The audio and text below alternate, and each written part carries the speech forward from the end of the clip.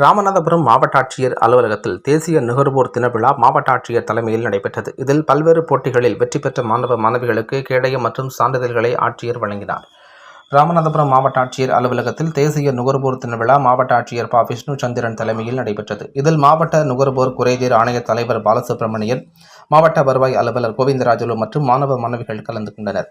நுகர்வோர் பாதுகாப்பான உணவுகளை கண்டறிந்து கடைகளில் விழிப்புணர்வுடன் வாங்க வேண்டும், விற்பனை காலம் சரிபார்க்க வேண்டுமென மாவட்ட ஆட்சியர் ப. விஷ்ணுசந்திரன் கேட்டுக் கொண்டார். இந்த நிகழ்ச்சியில் நுகர்வோர் குறித்து நடைபெற்ற போட்டிகளில் வெற்றி பெற்ற மாணவ மாணவிகளுக்கு கேடயம் மற்றும் சான்றிதழ்களை ஆட்சியர் வழங்கினார். ஓரளவு எல்லா இடங்களிலுமே ஒரு விழிப்புணர்வு வந்துவிட்டது. நாமும் இந்த விழிப்புணர்வற்ற நுகர்வோராக இருக்கும்போது இந்த பாதிப்புகள் எந்த விதத்தில் நம்மளை பாதிக்காதபடிக்கு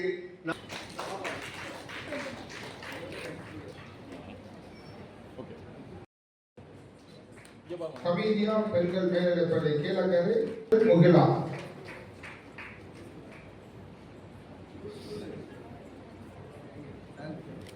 அடுத்து ஓவியர் மேல்நிலைப்பள்ளி திருப்புலானி எஸ். பாண்டியா ஸ்ரீ.